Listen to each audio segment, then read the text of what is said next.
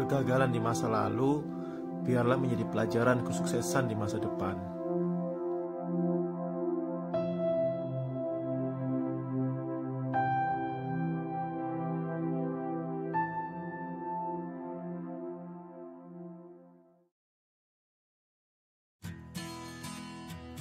Perjalanan berawal mula dari perencanaan aku bersama adik bungsuku untuk pendakian sebuah gunung yang hanyalah sebuah wacana.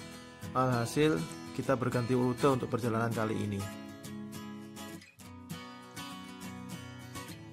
Kenapa kita membatalkan pendakian kita yang sudah kita rencanakan dari awal? Apakah perencanaannya masih kurang? Menurutku, untuk perjalanan sebuah pendakian diperlukan banyak persiapan. Bukan hanya peralatan saja, melainkan mental dan pengetahuan.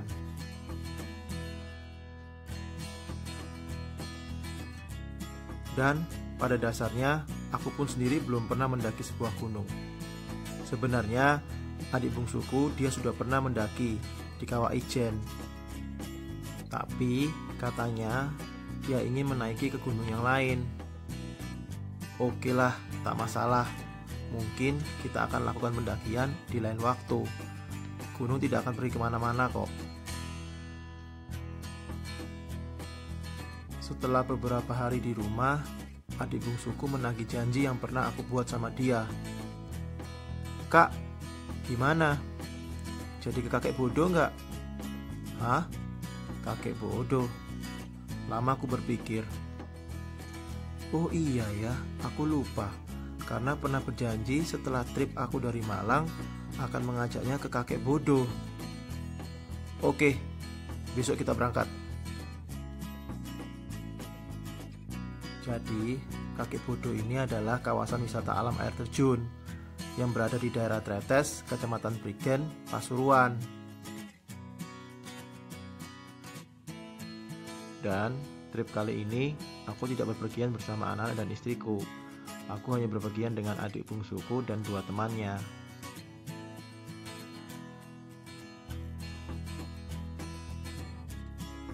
Setelah pembelian tiket, kita lanjutkan perjalanannya menuju air terjun. Dan informasi yang aku dapatkan, perjalanan dari tiketing menuju air terjun ditempuh kurang lebih 1 jam. Wah, lama juga ya. Jadi penasaran sepanjang apa jalannya untuk menuju ke air terjun. Aduh bro, sudah nih bro. Gimana? Capek bro, capek. Iki baru berapa menit ini sudah menggas-menggas ya? Masih 10 menit loh ini, masih jauh ini bro. Lumayan lah. Masih jauh ya. Terakhir ke kakek bodoh kapan? Wah udah 3 tahun yang lalu bro, SMA. Masa? Nah, kamu tahu aku berapa tahun? Berapa tahun bro? Mungkin zamanku SMA belum. Wah, SMP paling. Gila. Itu aku umur piro ya? Masih belum 17 ya saya. Dan saiki aku umur 34, berarti berapa tahun itu? Dari zamannya kakek masih pinter sampai jadi kakek bodoh. Iya bener. Iya. Zamanmu cek bahaya, eling kok.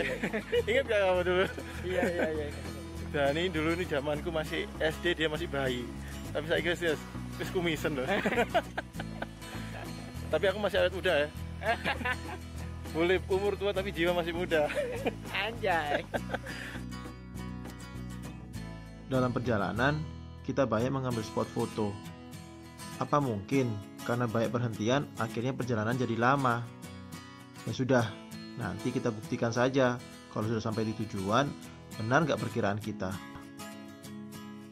Oh iya, di sini juga ada makamnya si kakek bodoh.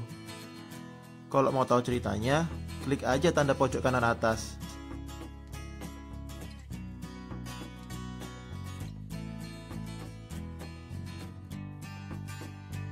Setelah beberapa meter berjalan, sampailah kita di air terjun. Sebenarnya sih memang jaraknya jauh dari tiketing ke air terjunnya ya. Tapi kalau kita tidak banyak mengambil spot foto dalam perjalanan, mungkin saja bisa ditempuh dengan 30 menit saja. Tapi tak apalah, lagi-lagi latihan sebelum naik gunung. Meskipun hanya wacana saja ya. Hehehe.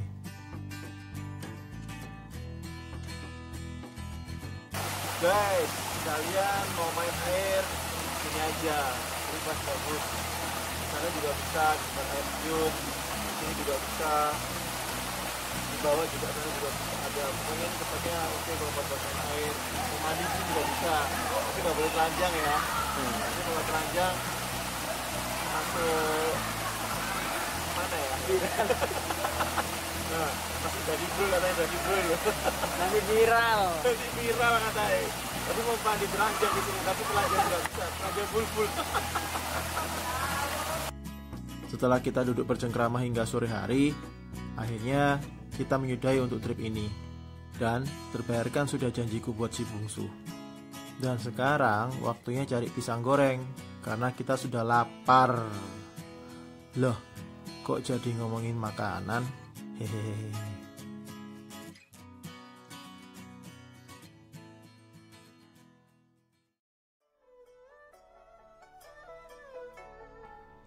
Pada awalnya, aku dan istriku tidak ada rencana untuk melakukan perjalanan wisata.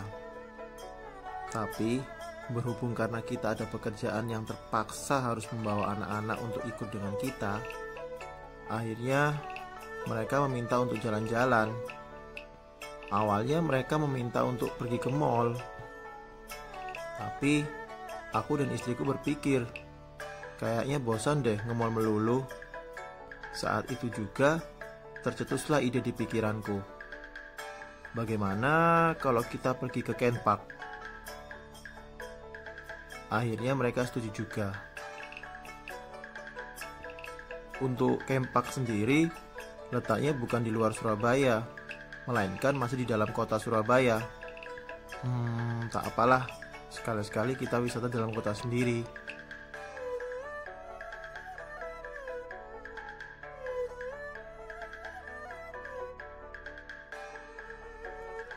Dan destinasi pertama kita ke Kelenteng Sanggar Agung. Ini adalah salah satu tempat ibadah umat Tridharma, yaitu agama Konghucu, Buddha, dan Taoisme. Dan kalau kita masuk ke dalam kelenteng, kita bisa melihat tempat sembayangnya umat Tridharma. Dan lebih kerennya, kalau kita ke halaman belakangnya kelenteng ini, kita bisa melihat patung besar Dewi Kuan Yin yang setinggi 18 meter, dan beberapa patung lainnya seperti dua penjaga Shannan dan Tongnu, serta 4 maharaja langit pelindung 4 penjuru dunia. Ditambah lagi sepasang naga surgawi yang masing-masing memiliki panjang 6 meter. Dan patung-patung ini dekat banget dengan pantai Kenjeran.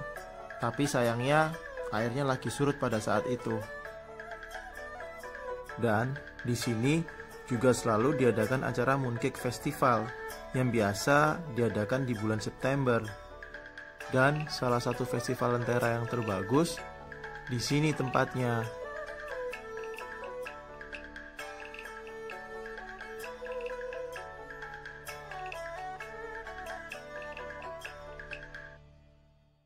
Destinasi berikutnya kita ke Bangkok ya.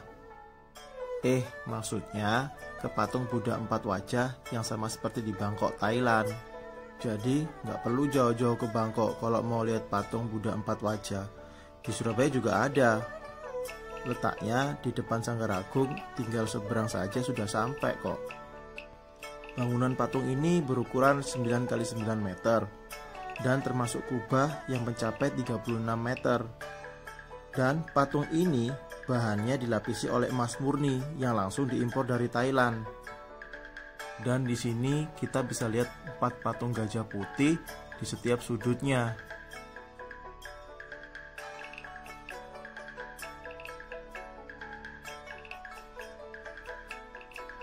Oke, sekarang kita pergi ke destinasi berikutnya.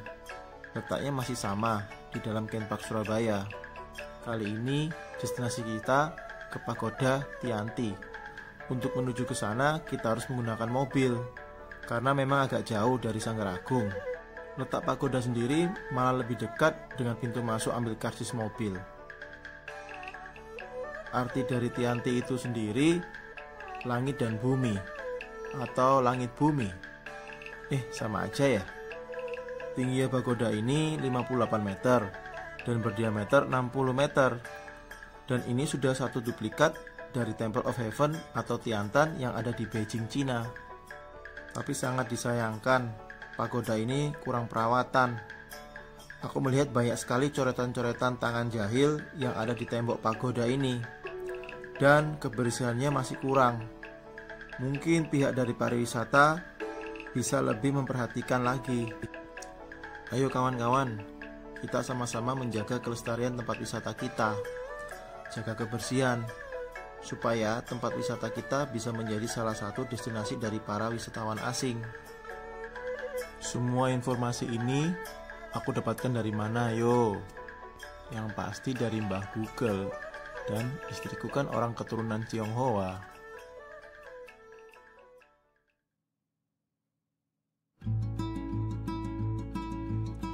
Masih di kota yang sama, kita melanjutkan perjalanan ke tempat bersejarah di pusat kota. Kita menuju Monumen Kapal Selam, atau kita bisa bilang Mount Castle.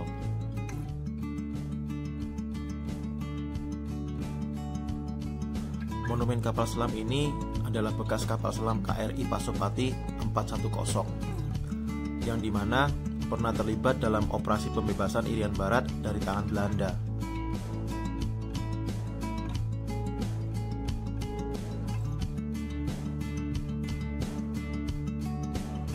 Kapal selam ini adalah salah satu armada Angkatan Laut Republik Indonesia buatan Uni Soviet tahun 1952. Dan di sini uniknya ada cerita di balik monumen kapal selam ini. Pak Derajat Budianto yang merupakan mantan KKM KRI Pasopati 410 ini pernah bermimpi diperintahkan oleh KSAL pada waktu itu untuk membawa kapal selam ini melayari Kalimas. Dan mimpi itu jadi kenyataan. Akhirnya dia ditugaskan untuk memajang kapal selam ini di samping Surabaya Plaza. Dengan dipotong-potong kapal selam ini menjadi beberapa bagian, kemudian diangkut ke darat dan dirangkai, disambung kembali hingga jadi kapal selam yang utuh. Wah, niat banget ya supaya mimpi jadi kenyataan. Salut Pak Derajat.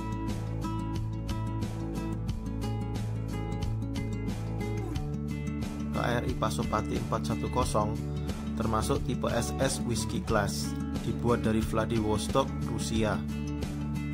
Kapal selam ini mempunyai ukuran panjang 76,6 meter dan lebar 6,30 meter dengan kecepatan 18,3 knot di atas permukaan dan 13,6 knot di bawah permukaan, dan mempunyai berat penuh 1.300 ton dan berat kosong 1.050 ton. Kapal selam ini mempunyai persenjataan 12 torpedo uap gas dan ukurannya 7 meter. Sedangkan untuk awak kapal selam ini 63 orang termasuk komandannya. KRI Pasopati ini memiliki 7 ruangan, dari ruang untuk haluan torpedo, ruangan komandan, ruangan awak kapal, ruang mesin, ruang listrik, ruang jembatan untuk penyimpanan makanan dan pusat komando, dan ruangan torpedo buritan.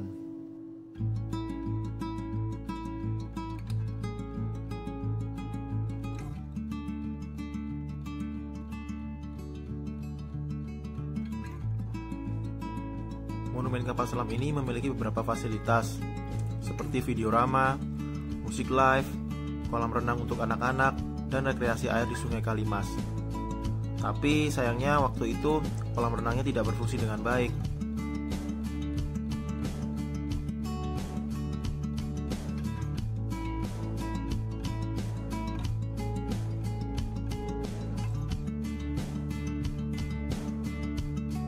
Setelah kita keluar dari monumen kapal selam, di kejauhan ada tempat untuk anak-anak muda berkumpul, dan ada juga yang bermain skateboard. Dan selesai sudah untuk kunjungan kita hari ini, dan kita harus kembali ke rumah. Tapi tunggu dulu ya, jangan dimatikan videonya, karena masih ada perjalanan berikutnya.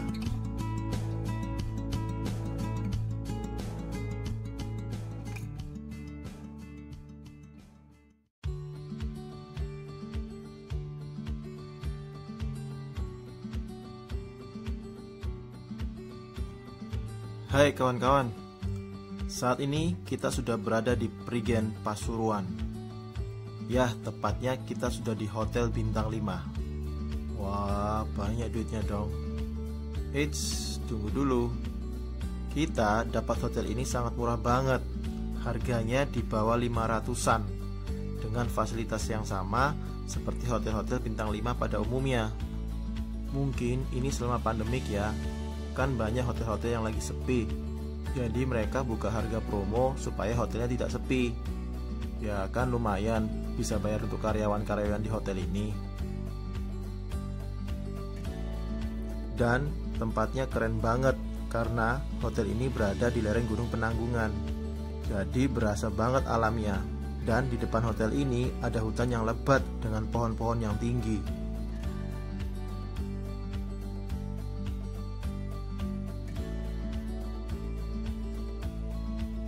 Dan ini salah satu kerennya, hotel ini deket banget dengan wisata alam air terjun yang namanya Putu Trunyo, yang bisa ditempuh dengan jalan kaki dari hotel hanya 5 menit saja. Kayaknya kemungkinan aku bakal kesana deh. Kan aku spesialis review air terjun. Oke, sudah cukup ya promosinya. Saatnya sekarang kita mau menikmati hotel ini.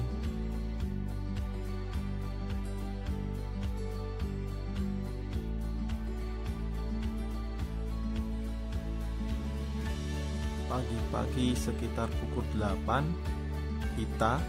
maksudnya kita bertiga, aku dan adik-adikku, langsung menuju air terjun Putu Trunyo. Seperti yang aku bilang, untuk ke air terjun hanya diperlukan jalan kaki saja, sekitar 5 menit. Sembari menunggu adikku yang lupa dengan memory cardnya, akhirnya aku menyempatkan untuk masuk ke dalam hutan yang ada di depan hotel, dan kita mengambil foto di sana. Guys, aku mencoba berjalan di depannya hotel, ada hutan belantara. Di sini tempatnya oke, tapi banyak daun kering, licin banget.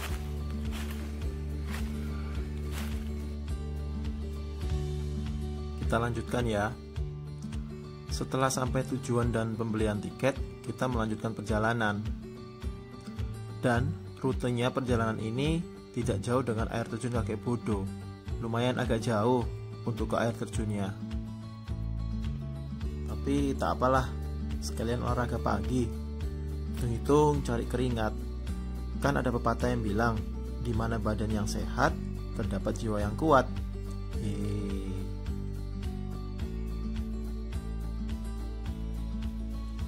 Dalam perjalanan ini, kenapa hanya kita bertiga saja? Kok tidak mengajak istriku dan anak-anakku beserta ibuku? Karena anak-anakku sendiri dan anak dari adikku, mereka ingin berenang di hotel saja katanya. Lagian juga repot nantinya kalau mereka ikut, tahu-tahu di tengah jalan tiba-tiba minta gendong karena capek jalan terlalu jauh dan jalannya yang naik turun lagi.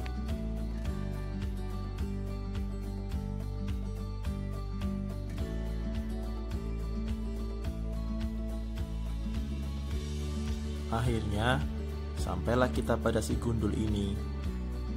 Maaf, salah fokus. Maksudnya air terjun.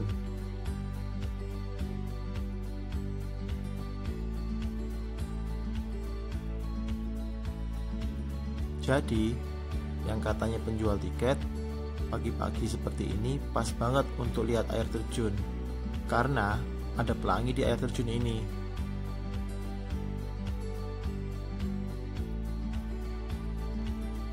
Dan di sini ada kisah di balik air terjun Putu Trunyo.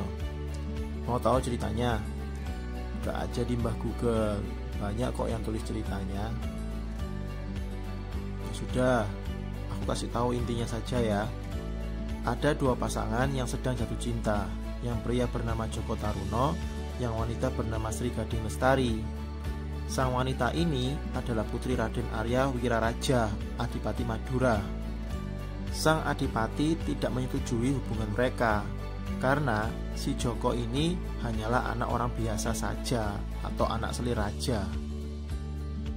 Kemudian, bagaimana caranya supaya tali cinta dua sejoli ini terputus?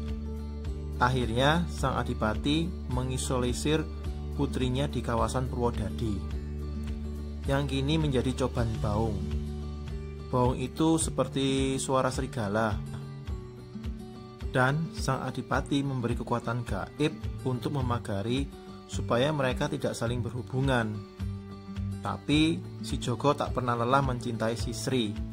Akhirnya mereka berdua sepakat untuk melakukan tapa brata alias medi. Akhirnya pagar gaib pun terbuka, dan akhirnya keduanya meloloskan diri menuju sebuah air terjun, yang dimana si Joko sering bertapa di sana. Tempat itu yang sekarang bernama air terjun Putuk Trunyo. Di tempat itulah cinta kasih mereka tumbuh.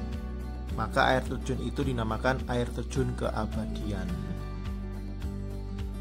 Sudah, segitu aja ceritanya. Sekarang sudahi dulu perjalanan ini, dan kita mesti kembali ke hotel sebelum siang. Takut nanti cinta kita tak abadi. Hah? Maksudnya? Hehehe, bercanda. Sampai di sini cerita perjalananku ya. Jangan lupa untuk selalu tetap menjaga hati dan pikiran kita, hingga suatu saat kalian akan menemukan apa arti dari kebahagiaan. Hati yang gembira adalah obat. Pengetahuan yang tepat membuahkan semangat untuk mencapai keberhasilan. Tetap semangat. See you. Bye-bye. Ciao.